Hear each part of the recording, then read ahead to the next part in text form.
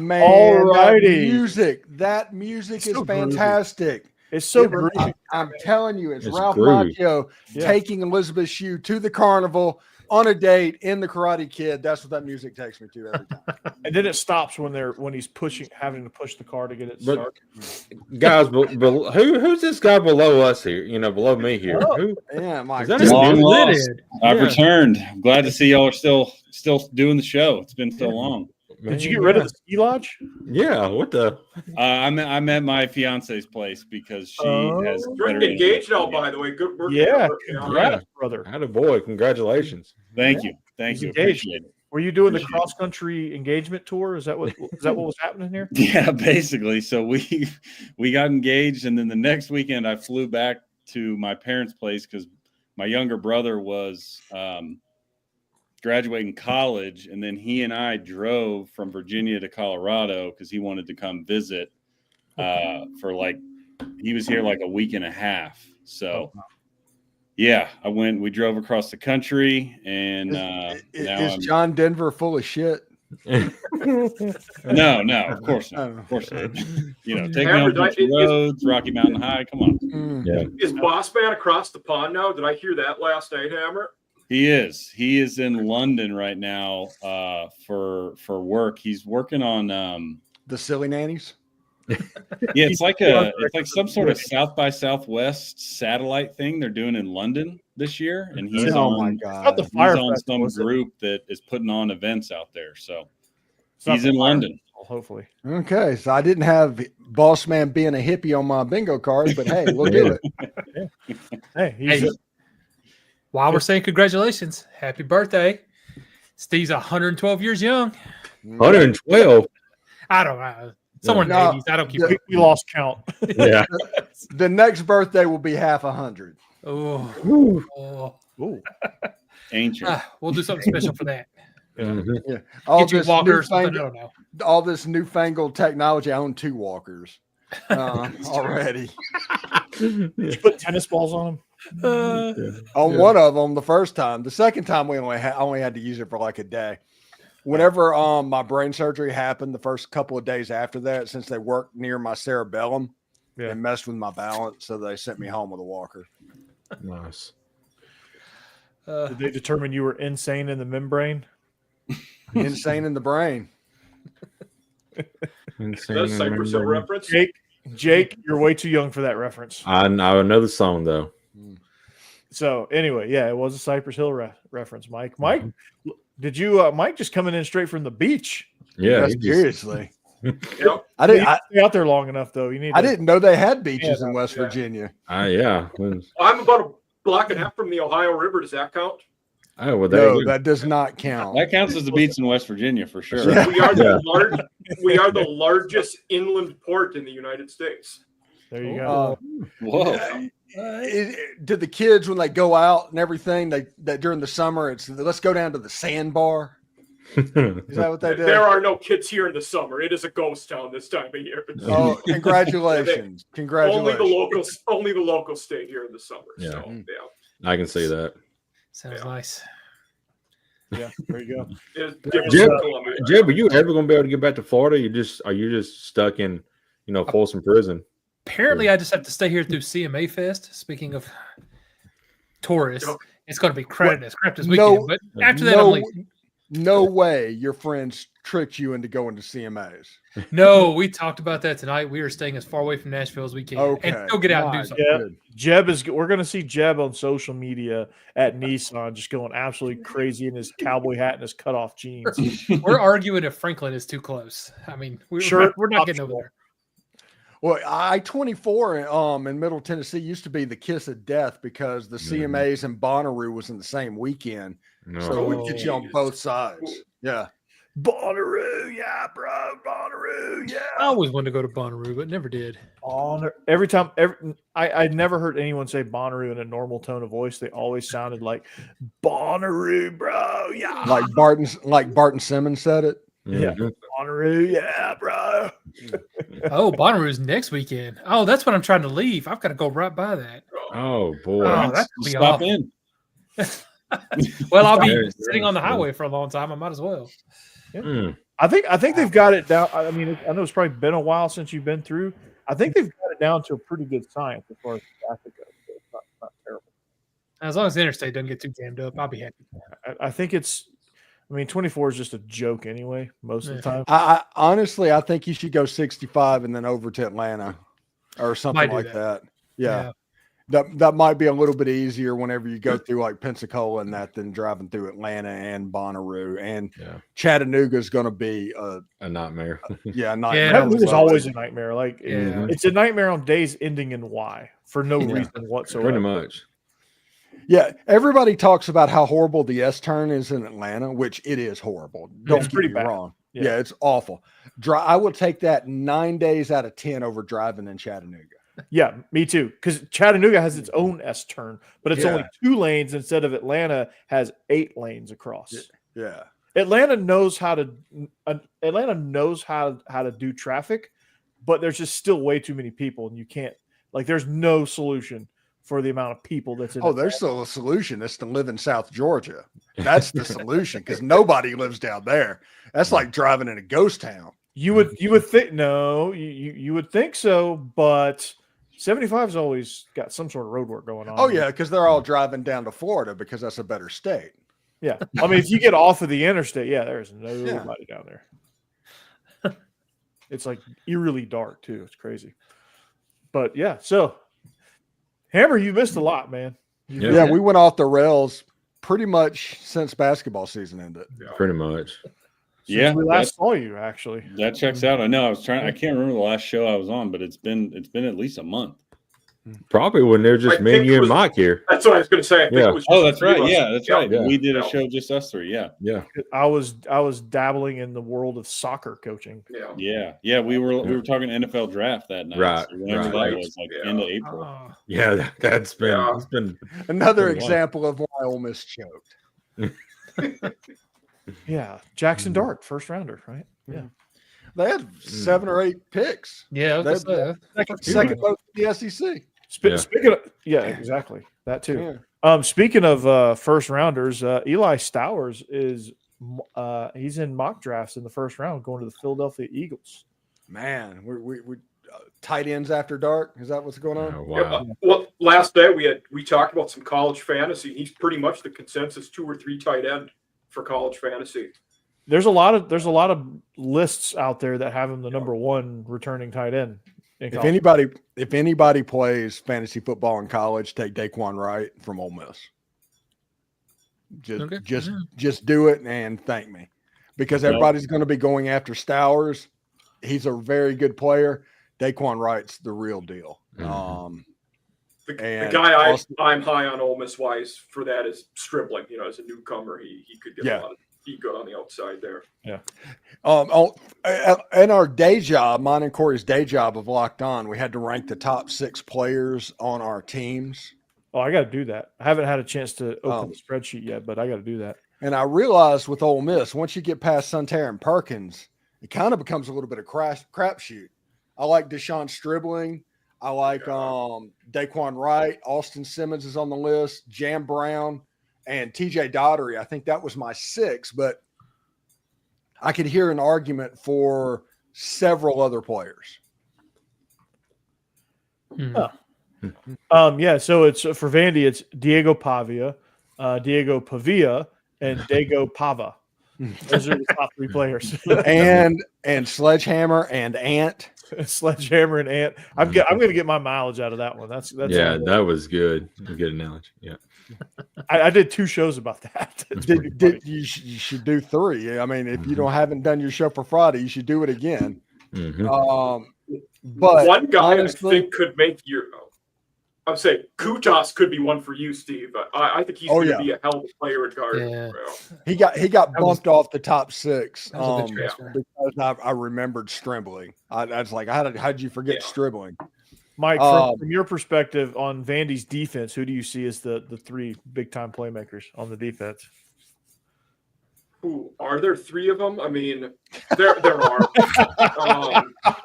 Oh, my gosh, that was a sledgehammer of a comment. I wasn't he has got the guns out, so he's wielding the sledgehammer. Go for it. Patterson will be, kind of general of things there in the inside background. Curious to see how he plays this year. And them stopping the run could be he's a guy I'm curious about. And then you got to think Martell Height because he's going to play offense and kick returner and corner. And then Corday Sidnor, I think, also. I was just seeing who other people thought were the defenders. CJ Hurd coming from FAU could be a player too. I think he's a top-notch guy. Yeah, he's going to be the strong safety, boundary safety, I think. And Marlon Sewell's going to be the field safety, free safety if they go single high. It's crazy to think about the world we're living in that Alabama's trash talking Vanderbilt. Yeah. Oh, it's think about that this timeline that we're in right now. My entire most recent episode is Vandy's on the map now because in every other world, in any other year, he gets that question from John Gruden. Even if he's allowed to go on John Gruden under Nick Saban, he gets that question and he just laughs it off and just blows right past it. Mm-hmm. Matthews, your get from the balls is another one too. Back. Jordan Matthews. Yeah, corner. Yeah, I think he'll end up being the boundary corner. But that was Ron Williams made that comment. Yeah. In his defense, I don't know if y'all knew he's only 17. So no, he's 18 now. Yeah, he can vote and be drafted. Yeah. I'll be right back. Hang tight, boys. All right. Okay. We heard it. Go on. Yeah. Yeah. There's some ants out there Jake's getting ready to kill. It's crazy how just he nervously laughed and he said that comment and it's the first thing I was like, is he worried about Vanderbilt? He should be. It's they didn't quite the number on him. Jeez. Second best receiver in the country. Probably arguably top 5 player in the country. Arguably. And I will say this before we move on. Hugh Freeze, you have a week to get your Father's Day gift for Diego Pavia. There's still a week of shopping left. That's good. Good. I'm sure he'll get him something nice. Well, they're going to be in Nashville this year, right? Yeah. Mm-hmm. No, it won't be a hanging scoreboard or anything. I miss the hanging scoreboard. Yeah. That was a staple. It was a novelty. I enjoyed it. Yeah. I thought about it as a joke doing a construction update and bringing back a picture of this hanging scoreboard. Update on the South End zone. Hanging scoreboard. I'm kind of sad that Ole Miss hasn't played Vanderbilt the last couple of years. Now Vanderbilt's good. That would be a potential problem, but Ole Miss played Vanderbilt every year for 70 or 80 years, and all of a sudden it just stopped. You don't realize how much. Yeah. I don't know. It felt familiar. Yeah. And Steve, I even referenced you because when we were on Squad Show, you were like, "Yeah, it's like the valedictorian of summer school." I was like, "Man, we're getting it from all sides here, man. This feels good. We're actually getting trash talk. We're relevant now. I love it." Which I hate trash talking. They've jumped the shark on trash talking, especially college baseball. College baseball is unwalkable. When your bat flipping is single, when you're back flipping a walk, you've jumped the shark. It's ridiculous. They did catch Wake Forest's coach. He said something not so great. Yeah, he said the truth. He said the truth. I didn't say he lied. I said it wasn't good. There is nothing more annoying in this world than Tennessee baseball. Well, the Vandy Whistler could be. Yeah. Listen, the Vandy Whistler is brutal. I know who the Vandy Whistlers are. Yeah, there's multiple ones. There are actually 2 Vandy Whistlers. I knew there was 2 of them, yeah. Uh-huh. And it was the father-in-law of a guy that I was on his team at Dell. Was his father-in-law. Okay. So yeah, I actually knew who the Vandy Whistler was. Is that the one with the slick back hair and the mustache, or the other one? Okay. Yes. And the thing about it is not as annoying as Tennessee men's baseball. Okay. No. Liam Dole and Andrew Fisher, who transferred from Ole Miss, are intolerable. They're terrible. After Liam Dole throws a strike, it's like the band plays Rocky Top. He has his own little celebration on every pitch, and he's yelling at the batter and all of that. And it's like, just shut up and throw the ball. Just shut up and throw the ball. Shut up, pitch, and then get excited if you strike him out. Yeah. Come on. And even then, you don't get to go crazy. I miss the players self-governing. You should be able to throw at people. You should be able to run people over. Players need to take back the game because the way it sits right now, there is no regulation, no rules, and people can do whatever they want to. Yeah, I mean, you act like Fisher does, and you're gonna catch the next one in the freaking ribs, or like in the '60s, Bob Gibson. Jake, you're too young for this reference. Bob Gibson would throw him a little chin music, knock him down, run it on up there, and then if you didn't get the message, he'd do it right again. Like they don't care. Like Greg Maddux got ran from a game, and he was going to get sent down to the minors if he didn't get the win. He didn't care. He hit Benito Santiago. Yeah, he hit a game and got sit down. Yeah. Of course, after that though, he had Andre Dawson and a couple of the big veterans like get him back up here as soon as possible. So like 6 days later, he was back up at the big club for good. But he did do that. He knew before the game that he had to get the win or he was going down. He still hit the batter because it was relevant that you hit a batter because of the way it was going. Yeah. I mean, didn't they hit Dawson? Yeah, I think so. They hit Dawson, I believe, right? If I remember the story correct. Yeah. And there's, I think Will Clark has a podcast, and I know he's a Mississippi State guy and I'm an Ole Miss guy, but he has a podcast where he talks about hitters and how much he despises 3-outcome hitting, which I am all about that. I can listen to that. The selfishness, he's making fun of people hitting 220 and 230, but it's okay because they hit 20 home runs. It was hilarious. So Will Clark on his No Filter podcast, that was good stuff. There was some stat I saw where Tony Gwynn played another sport, and he had basketball at San Diego State. Yeah, he had what was the stat? He had more assists than his career strikeout total. Yeah, more assists playing college basketball than his career strikeouts. Yeah, I was like, what in the hell? Dude, he was an automatic machine. Yeah. I like that Luis Arraez is in San Diego. There's a little bit of that feels kind of good because he's kind of the Tony Gwynn of this generation. I'm sad when the Twins let him go. He was a tough loss. Well, I'll tell you right now, if anybody wants Raisel Iglesias, please have him because he can't save a game. He's not helping my fantasy team. I'll tell you that, Jake. My God. Sorry, Jake. I couldn't hear you down there. I'm a Tigers fan, so I'm sitting way up above. I know. I'm fixing to change loyalty too. Don't do that. Don't do that. This team is garbage. They're absolute garbage. I'm an Atlanta sports fan. I've endured it so long, but the Braves have been the only team that spoiled me in that city. So, well, they're not spoiling anybody right now. Not right now, but shoot, man, my childhood was fun to be a Braves fan. My childhood. No, your childhood was the '90s. Yeah, exactly. Yeah, I'm glad you weren't watching in the '80s. I mean, I wasn't either, but that's not the point. I watched the '90s and the early and the 2000s, but I remember the baby boy uniforms. I was in first grade when they did the worst to first. I remember that our school shut down.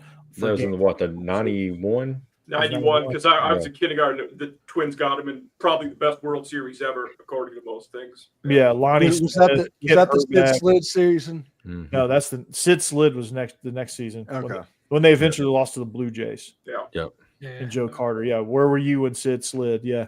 Yeah. Any other player that would have been a no play. He'd have been. By the way, the best prank in the history of baseball was carried out by the Toronto Blue Jays. Derek Bell owned the truck, and they said over the loudspeaker they were raffling off this vehicle, and it was driven by Joe Carter, and it was Derek Bell's truck. Oh. And they sit there and did all that. And he's freaking out because they were announcing the seat and the location of who won the truck and all that. Greatest prank ever. It wasn't even that good of a truck. Yeah, it's something. It's like, man, Derek Bell, I thought you were a little bit better player than this, but no, apparently not. But yeah, Joe Carter just out waving to people driving his Ford Explorer out on the Skydome field. It was the greatest prank ever. I love that. Yeah, that's great, man. I love going back and seeing. I watched a lot of YouTube and like old NBA or MLB games and stuff. And wait. Before you continue, what is old NBA? I meant MLB. I misspoke. Or MLB. What is old MLB? I think this is like maybe 70s. Okay. Yeah. He was gonna be like, yeah, Rafael Furcal was the no. Andrew Jones. Yeah. Andrew Jones is remember this guy named Chipper? Yeah, I want to say is Vlad Guerrero Sr. and he threw a bat at somebody because they hit him and he got mad. And that was in the 90s, buddy. 90s. Okay, well, okay. Was it the Expos? That was the Expos? Yeah. I think so, yeah. Vlad Guerrero. But they were more aggressive back then, it seems like charging them out. They don't do that crap anymore. And dude, it was insane. Really, like they would throw at you, they would charge at you, and it took a lot to get ejected. Watch the New York Mets documentary about the '86 too. Oh, it's fantastic. Yeah, it's amazing. Well, that's Vlad Guerrero was one of the most impressive people, like live in person, I've seen. I remember going to Twins Angels pregame, casually warming up, foul line to foul line, just throwing rifles. I remember seeing him when he was with the Expos when they'd come to Atlanta Fulton County, and I saw him casually in batting practice. This is probably one of my favorite batting practice stories, like one of my very few, because I would rarely make it to batting practice. But this one time, I didn't know who this guy was, and then I found out later because I was too young to really kind of understand, who people were. But like this guy was just yoking him into the upper deck, just swing after swing. And then like later on, like right before the Expos like disbanded, he was facing Mike Hampton in Olympic Stadium, and this is probably one of the farthest home runs that I've ever seen hit. He hit it off of the back wall. Oh yeah, in the stadium. Vlad Guerrero also had a cricket home run. Yeah, where he hit the ball off the bounce. Yeah, I remember. I've seen that. Oh yeah, I remember that. It was off low and inside. It was off his shoe tops. Yeah, and he hit it out of the park. He just dude would bare hand the bat, like no gloves, nothing. Yeah, no gloves. And it didn't matter where. Like we always made Vlad Guerrero jokes. During Hammer, are you games. Rangers, Astros? What are you? Rangers. Okay. Yeah. So my I mean, this was I don't even remember when this was. Probably I was too young to remember it, but have seen it on YouTube a million times. But the Robin Ventura when he charges Nolan Ryan, and Nolan Ryan's like 45 years old, just 45. Puts him in a headlock and just beats him into submission. Yeah, pummels him, dude. It is the funniest thing ever. Yeah. Yeah, those are fun days. About halfway coming out there, Robin Ventura is like, I've made a mistake. Oh, yeah. Because you get closer and you see Nolan Ryan getting bigger and bigger and bigger. It's like, oh, great. And he's not budging. Like, Nolan Ryan's like, oh, okay. Yeah, he's like, all right, you want to charge the mound? Cool. Okay, here you go. And it's like, where's Frank Thomas and all of this? And Frank Thomas is like, nah, you're on your own, buddy. Yeah. It was the most casual beatdown of all time. Like, he just casually gets him into – I mean, he just very calmly gets him into it. It's so funny. He's just going bloop, bloop. I mean, just like this. Bam, bam, bam. Yeah. Bam, bam. Like, wearing his face out. And then it ended, and it was like nothing happened. The game just continued after that, and we just moved along. Yeah. Yep. That's back when baseball was baseball. Right. And then there was that game where Nolan Ryan, you probably saw this one too, Hammer, where you got Bo Jackson hit one off his face, and he just kept pitching. Yeah. Oh, yeah. Yeah. That Nolan Ryan documentary that came out, I think it was on Netflix, but it came out in the last like 3 or 4 years. Facing Nolan, I think. Yeah. Yeah. That was a good one too. Just like the scene that cracked me up too is when he would just like refuse to, like the manager would come out and he'd be like, nah, like I'm staying in the game. I'm going to get out of this inning. Like, you're not pulling me. Yeah. There's a documentary on Greg Maddux. That's the one I was referencing earlier. Yeah. It's amazing. But he got traded from the Cubs to the Braves, and he goes down to spring training for the Braves. Free agency. Free agency to the Braves, and goes down there, and he intentionally has a bad first day to find out if Leo Mazzoni will be straight with him. Yeah. Intentionally starts out whenever he said, you could have been better. That's when he knows, like, you're about right. And also him setting up Jeff Bagwell 5 months early. Absolutely. Yeah. This is like 180 IQ stuff. Yeah. He's like, I know. He throws him. He knows exactly what pitch he's going to take yard, and he throws it to him. And he's like, yeah, I know we're going to see him later, so I'm going to bait him with this pitch, and then I'm going to get him with this pitch. Yeah. And he did. Or the time when Mazzoni came out and said, dude, we got to pull you. He goes, no, give me a chance to give me two pitches. I'm going to get this guy out. He'll fly out to the third baseman. He'll fly out. He goes, I'm going to throw him a sinker and a changeup, and he's going to fly out to third base. What happens? Sinker, changeup, flies out to third base. Yeah. I heard Chipper Jones recount that story. It was hilarious. Yeah. Because he said the ball goes up and he knew it was going to be foul territory, and he just got a smirk and knew he was going to camp under it. Yeah. And I remember when the Braves acquired Fred McGriff the very first day. Crime dog, yeah. Back to back. Yeah. Tom Amansky, yeah. They the press box got on fire. I mean, they was interviewing him on the field and everything. Just caught on fire. So what in the world? You mean this? Yeah, that right there. It's so funny. That was in 1993. Yeah. It was July 20th, 1993.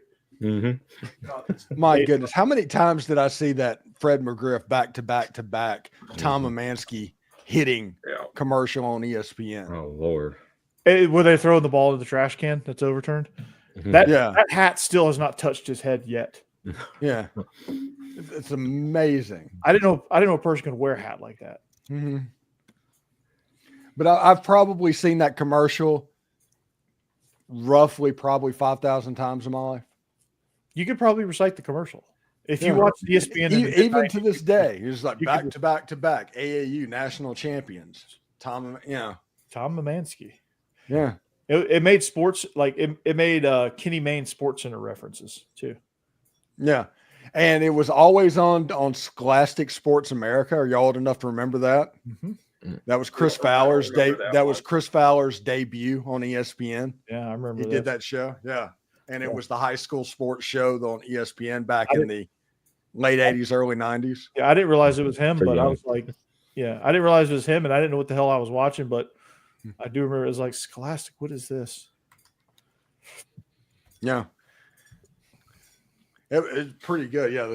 But man, yeah. Back to back Tom Amansky, AAU national champion coach. Yeah, dude. Old school Braves, man. When they got Crime Dog, that was a huge moment. Marquise Grissom, remember him? David Justice. Marquise Grissom is coaching one of the Futures team. I think him and Chipper Jones are the that's two right. managers. Yep. Mm-hmm. Yeah. I did see that. I watch way too much of the Major League Baseball Network. Hey, Kevin Millar is Kevin Millar is the Charles Barkley of MLB Network. It's pretty good. Hey, next year's World Baseball Classic, there's a chance the U.S. is going to have Paul Skeens and Tarek Skubal pitching. Oh, wow. Where's it at next year? I think it's on the West Coast. Okay. It's on the left coast, as Chris Berman would say. Juan going Gonzalez. Yeah, that's a great name. Terry Pendleton, MVP. Yeah. The most you look at him, you're like, there's no way this guy's an MVP. No. He was a little Oopa Loopa, dude. He was crazy. But he was so good. He was so automatic hitting wise at third base. Yeah. And then you had Blauser and Lemke, was just the most unexciting, deadliest middle infield combo ever. And at the very end, you had Kenny Powers, aka John Rocker. Yeah. Oh yeah. That was the original Kenny Powers was Mark Wohlers. Mm-hmm. He was the closer that won the World Series. Big old. Yeah. I mean, he was massive. He had a huge like Travis Tritt mullet. Yeah, Berman phoned it in on him. It was Rock and Rollers was the nickname there. Okay. Yeah, that one was not the greatest. But no, John Rocker, those late '90s run-ins with the Mets, where he went on that tirade about riding on the subway. Oh, yeah. You're like, what the hell? Steve Avery, underrated player. Good Yeah. He was an excellent fourth person on the staff. Yes. He was very highly rated. Yeah, he was very, very excellent. I mean, he would have been a 2 on a lot of staffs, probably. Yeah. Yeah.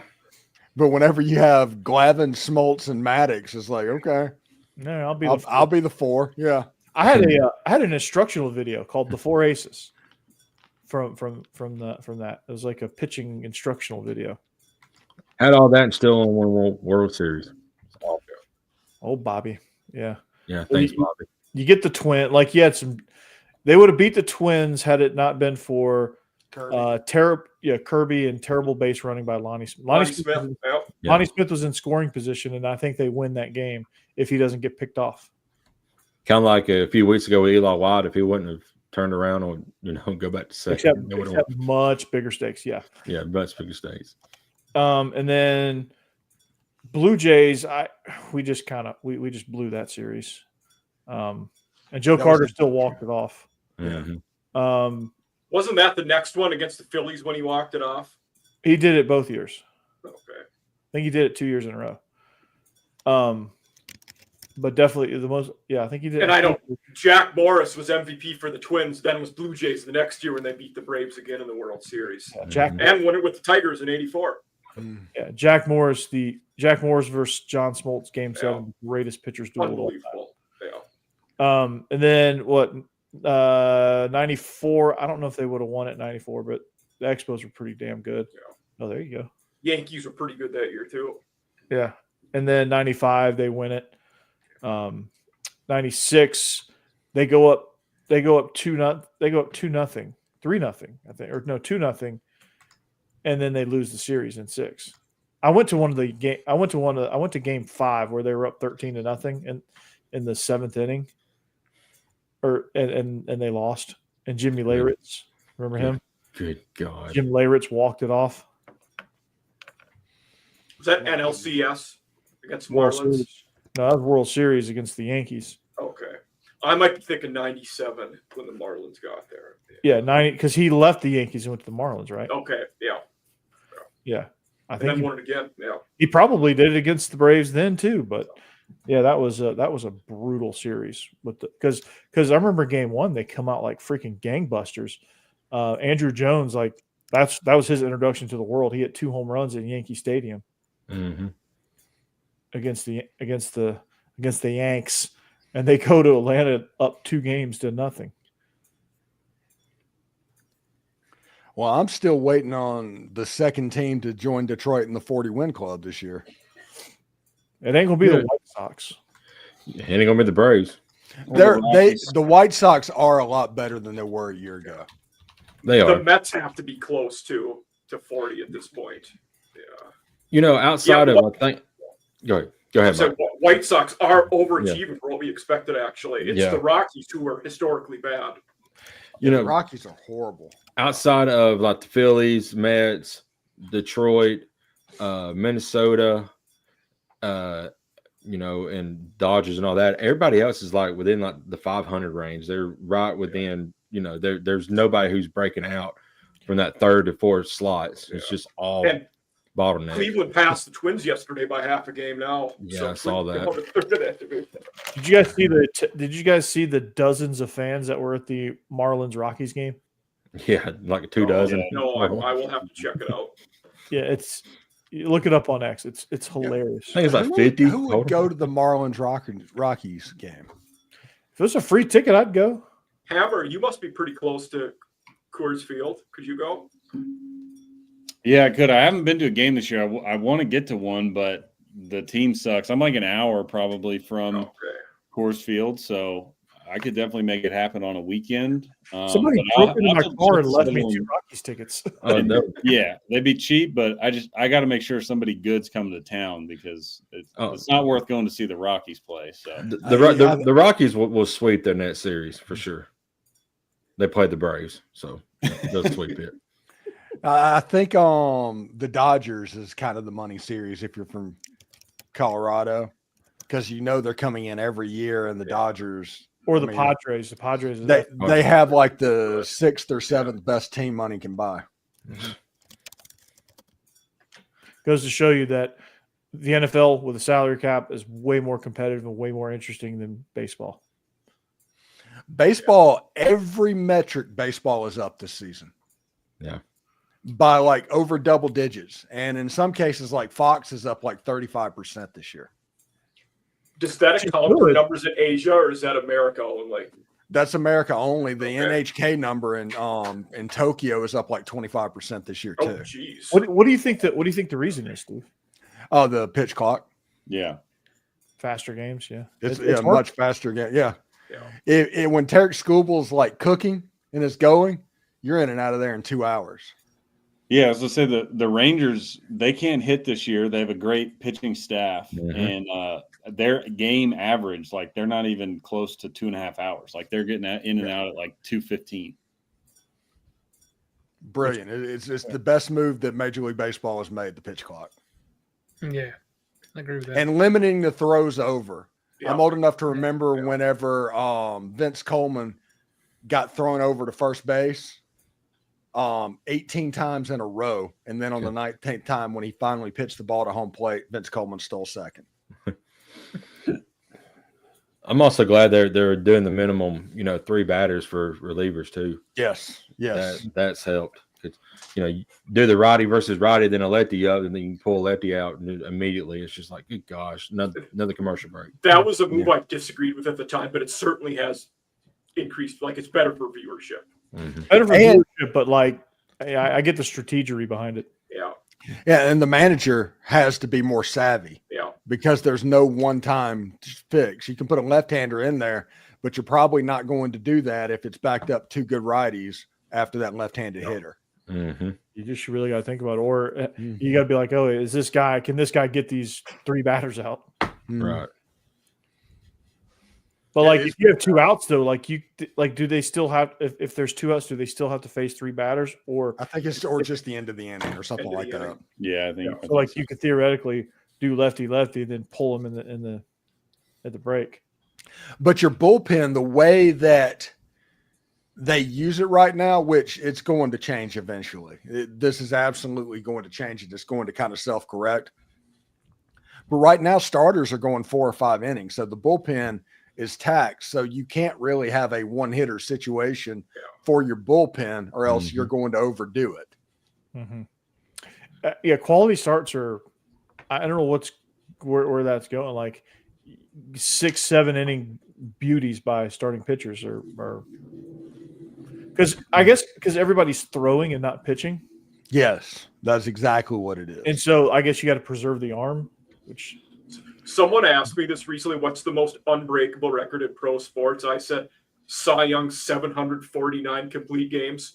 Last year in 2024, the major league lead had 2.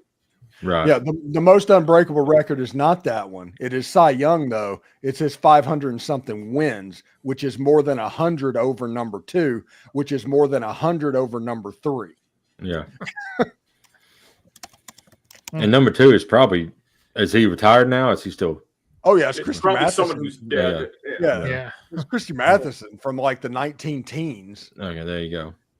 Steve's heyday. Steve was competing. Steve played against Christy Matheson. Hey, if I had a time machine, I would go watch him pitch. I'm serious. If I had a time machine, and I could go watch him pitch again, and it would be watch him pitch in the Polo Grounds. That would be my time machine usage and all of the Kill Hitler stuff. And Cy Young's 511. Third place is 373. That's how far we're ahead of number 3. Yeah. Who's the first active pitcher on there? That's still. And they said the last pitcher that wins 300 games. Verlander. Verlander. Yeah. Randy Johnson was the last pitcher to cross the 300 threshold, and they were on the MLB network saying that'll never happen again. Verlander's 262, by the way. He probably won't get there. No. Yeah, he can't get there. No. If injuries didn't derail him, Clayton Kershaw probably could, because he's a really good pitcher. He's 3rd most active at 212. Max Scherzer's the 2nd most active at 216. But they're both up in age now too. Kershaw was dealing too. Mm-hmm. He just broke down quickly. Yeah, he did. Garrett Cole is the 4th highest active in wins. He's 250 overall in career wins. That's how skewed it is towards the old timers there. Yeah.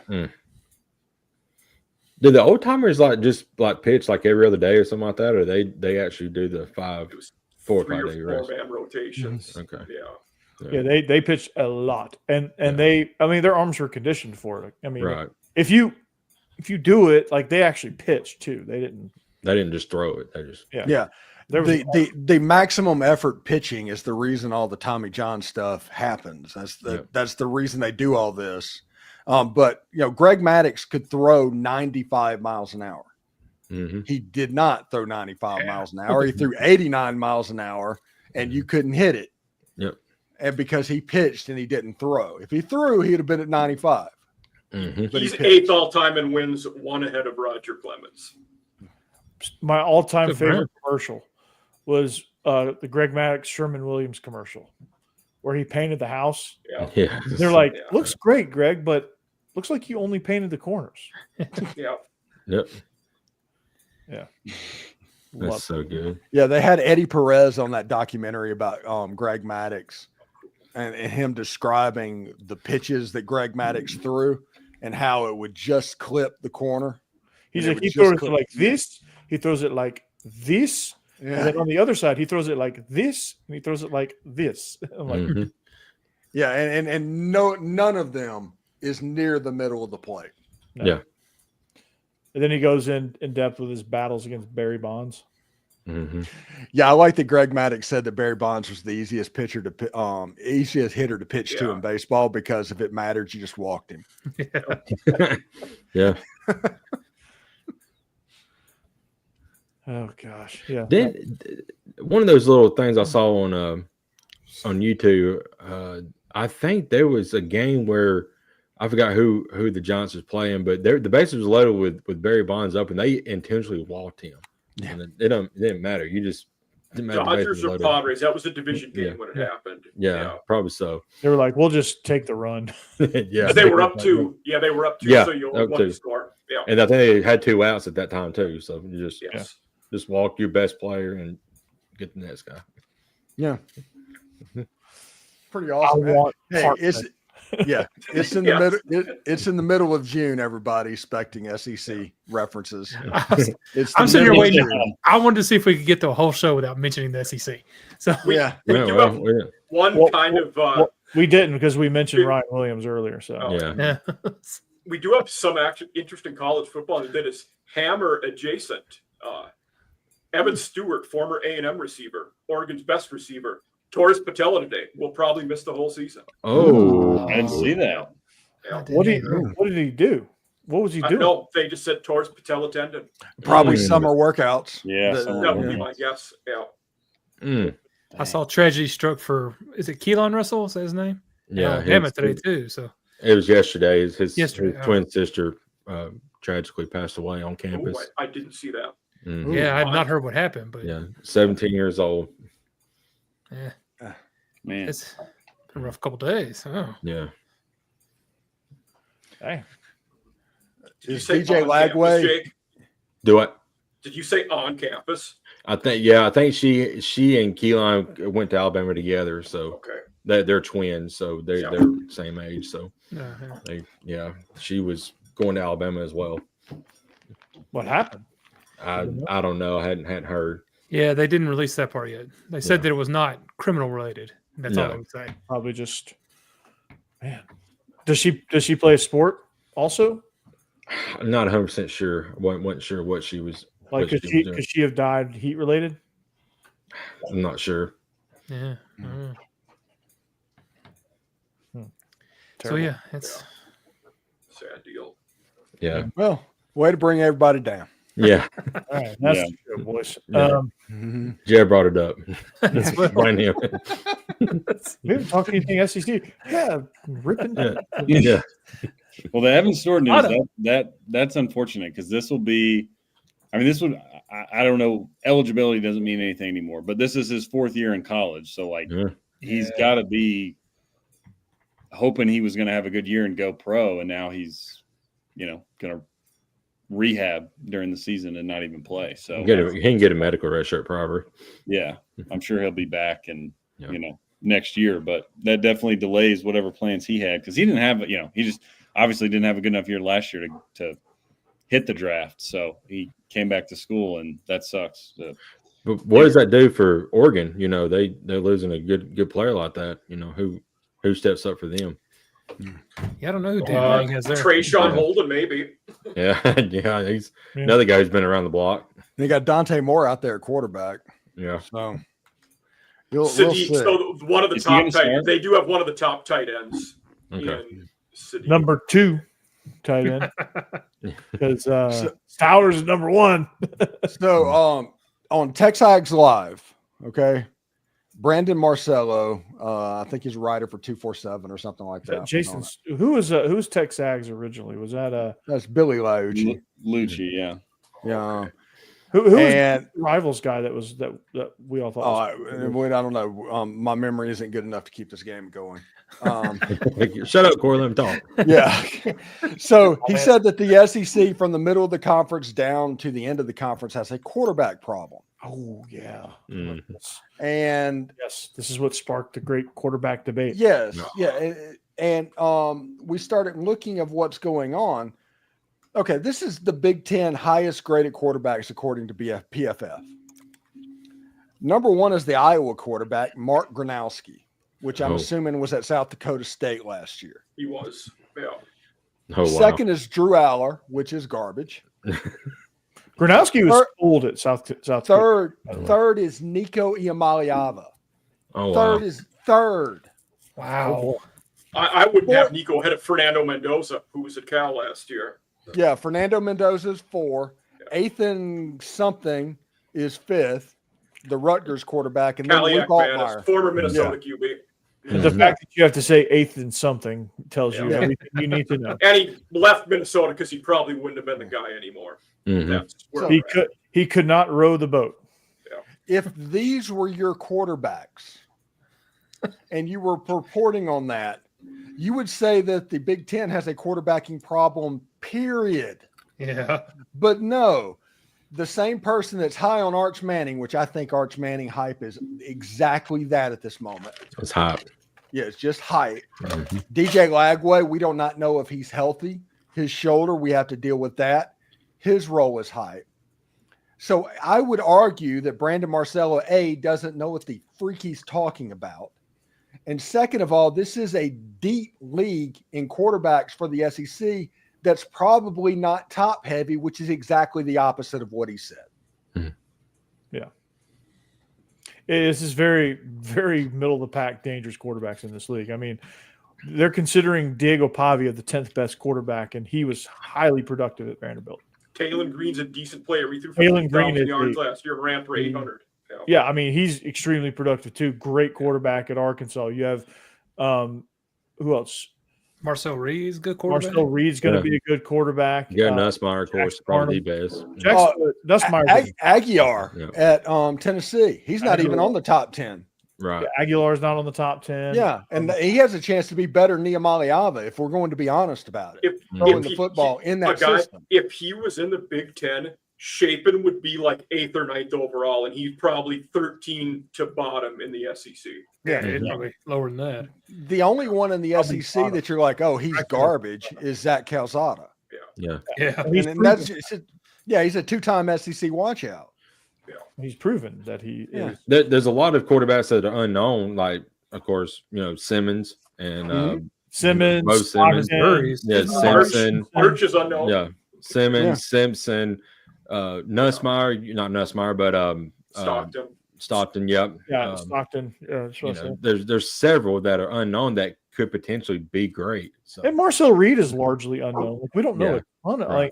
We don't know a ton about him. He has a lot. His ceiling is, I think, pretty high. Jackson Arnold's like that too, like big ceiling. We don't know where his floor is right now. That's where I'm at with Sellers. We've talked about this. I want to see more from him. He was inconsistent at times for the Cox. Like everybody put him 1, 2, 3. I got to see it more consistently. Yeah, they're hyping him based on talent, which he has a lot of. Absolutely, he's not shown it. Yeah, Not showing it consistently because Illinois shut him down. Right. Like Steve has said, anybody who stopped his running ability, he can't pass it at the moment. So the teams they struggled against were the teams that had really good D linemen that could just eat up the Gamecocks O-line. Bama, Ole Miss, Illinois did that. Mm-hmm. Yeah. And the three teams that you need to watch for in the SEC it's Ole Miss, it's Alabama, and it's Auburn. And the reason for that is you have a new quarterback in the system, but you have a top 5 wide receiver room, according to PFF, in the entire country. Yeah. And that's going to make that transition go a little bit better. I'll tell you who's going to also have this is, and I know it seems crazy because Venables has been flat out. They're going to be good. They are going to be good. I'm convinced. Is going to be a dude. Yeah. If Oklahoma just has an average offense, which is with as good as that defensive unit is, they're going to be a 9-win team in the SEC. And you got a legitimate offensive coordinator who can command that side of the ball. Finally, yeah. And you brought in a good running back from they're going to be dangerous. Venables is going to be the D coordinator this year, by the way. Oh, that's good for them. He said the offensive line question is going to be the question. That's going to be the difference between 9 wins and a playoff run. And I think this system, I think it doesn't eliminate it, but it alleviates it some because the rate at which the ball's coming out, RPO stuff, like what Arbuckle specializes in from his days at Incarnate Word all the way up to Wazoo, and then now down to Oklahoma. It quick passing, opportunistic run game, and really just focusing on getting the ball out so your offensive line doesn't have to protect for a long period of time, doesn't have to have a million protections, and they can just be effective and just kind of move. Yeah. That almost exact topic came up last night on our off season after our premiere, Corey. Yeah. Proton were debating who will be a better fantasy QB, John McKee or Cade Klubnik, because they're each on one of them really hard. They do. I think they're going to be very similar because Clemson operates a lot like that too. Yeah. And they're going to be throwing, and they're also going to be boat racing a lot of teams in that conference. I would side with Klubnik on that one. Yeah. And I would take Garrett Nussmeier or both of them, fantasy football wise. Or fantasy wise, yeah. But I think Klubnik versus Mateer, I think numbers wise for fantasy perspective, I would say Klubnik, but from a pure quarterback perspective, they're really just even. They're similar. Yeah, I think the schedule plays a role in that too, right? Like Corey, you said that Clemson's going to boat race a lot of teams, so they're going to be putting up 40 and 50 points. Where that's going to be a lot more difficult for Mateer to do. Man, that first weekend, man, that's going to be a fun game. The Clemson LSU game. Oh my goodness. So is Ohio State, Oklahoma, Michigan week 2. It's another. We'll know some stuff then. Outside of Clemson, who's the second best team in the ACC? Miami probably, and then it's just SMU's probably next. They do return a decent amount. Yeah, I've got SMU being there. I think Louisville goes up there. North Carolina. Don't sleep on Syracuse. North Carolina. Jordan Hudson's doing a great job coaching that team. She has. She's done a great job. Yeah, she's doing a great job recruiting, coaching.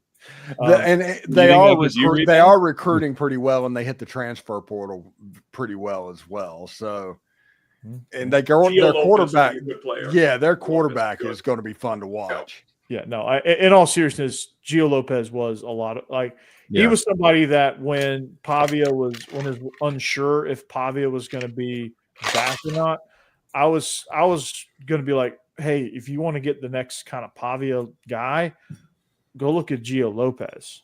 Mm-hmm. I think that's who Tennessee would have gone after if Nico had pulled this crap earlier.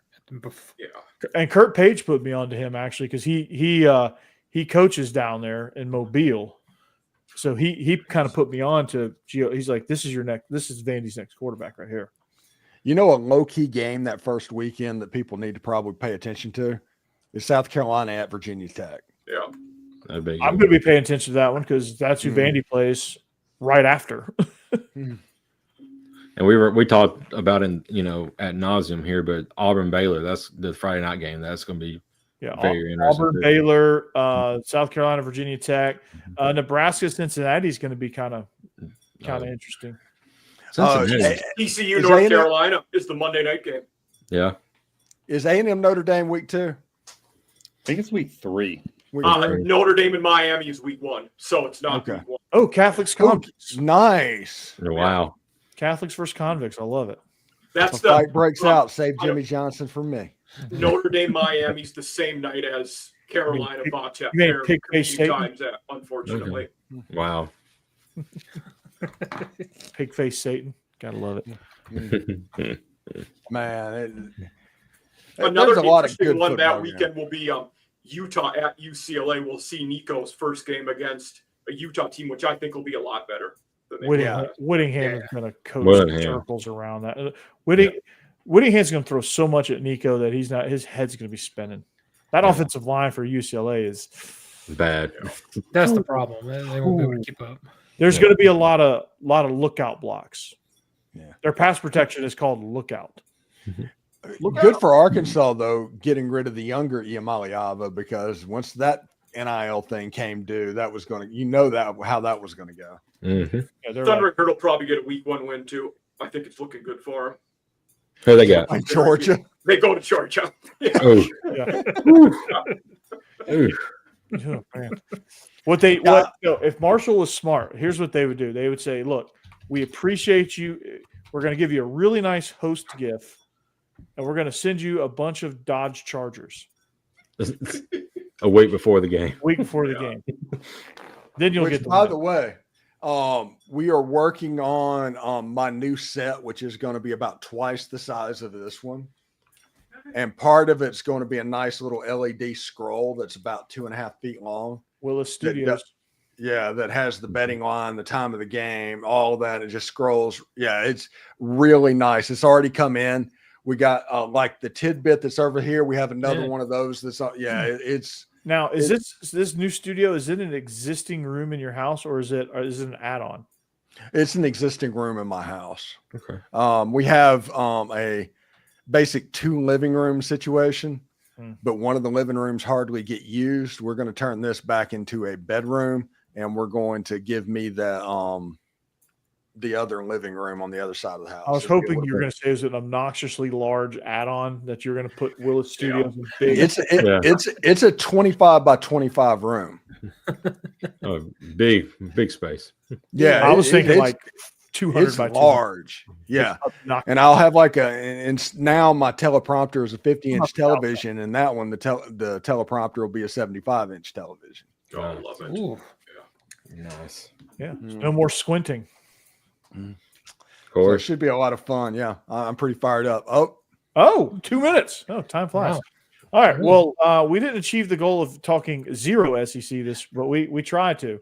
But we are SEC After Dark. That is Stephen Willis coming soon from a brand new, and everything is new and improved around here, right? Mm-hmm. Steve with a new and improved studio. I mean, when you get 14 billion streams a day, that's that's to be expected. Jeb Mike McAfee with this new show. Yeah. Mike McAfee. Jeb, I think, has a couple stickers coming for the wall there. One more show in here, and then I'm out. We got a couple stickers coming. Jake, Bama After Dark coming later this summer, so keep your eyes peeled for that. Sometime in July. Mike McAfee is launched off the ground. Yep. He does one show, and it's suns out, guns out. I love it, dude. That's right. I love it. I love it. We're going to see sleeves again. We're going to get random people kicking field goals for charity next feature on the show. Yeah. Thunderdome. And then we finally got Hammer back. Yes. In his engagement. Congratulations. Thank you. Got captured. He got caught. He got captured. Yeah, he got ball and chain now. He is. That's right. He is now off the market.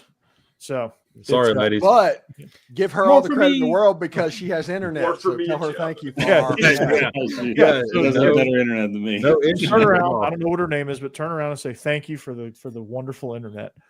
Her name is Jenny. I'll be sure to let her know. Is she also in Colorado now with you? Yeah, number 867-5309. Yes, exactly. 867-5309. Yeah. Rick just had an elite comment. Shotgun wedding. Yep. Oh, nice.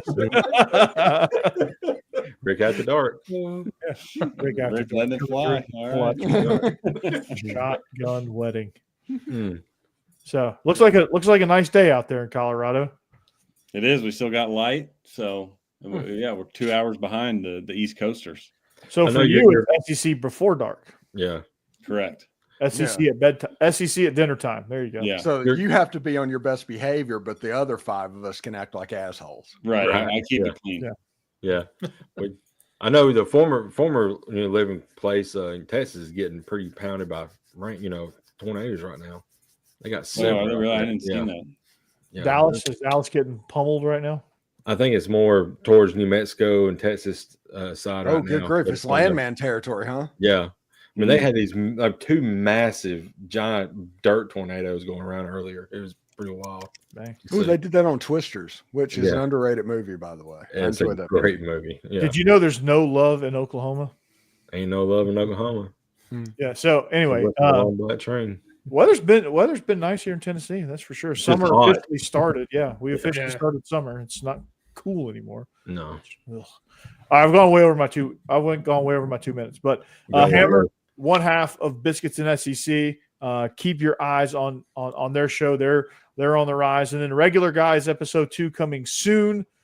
So be on the lookout for that as well. We're life, we're football, we're just a little bit of everything. So if you're a high school football coach, especially, you'll want to tune in. We got topics that help you, and we talk about just about anything you want to, whatever's on our mind with Israel Troop and I. So we've launched.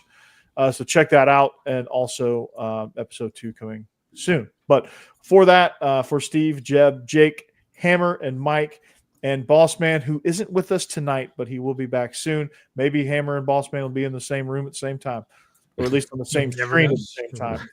Wherever, however, we get both of y'all is much welcome. Don't think Jenny would appreciate that. Yeah, probably not. Jenny's like, you probably don't need to be doing hook 'em horns to Hammer. There you go.